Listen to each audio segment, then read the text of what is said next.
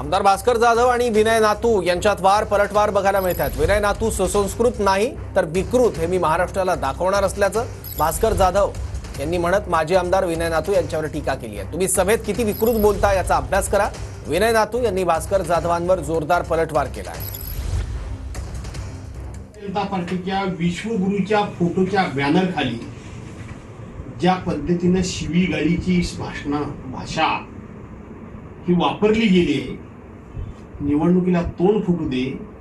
विनय नातू हे सुसंस्कृत नाही तर विकृत किती आहेत हे उभ्या महाराष्ट्राला मी दाखवणार आहे। विकृत माणूस आहे हा, विकृत। दुसऱ्याच्या आई बहिणीबद्दल अशा घाणेरड्या भाषेमध्ये शब्द शिव्या देत असताना हा माणूस फिदी हसतोय। त्यामुळं मी गप्पा याचा अर्थ मी हे सगळं विसरलोय असं नाही। त्यामुळे कोणालाही विकृत म्हणण्यापूर्वी आपण सभेत किती विकृत बोलतो, आपण सभेत किती चुकीचं बोलतो याचाही अभ्यास करायला हवा।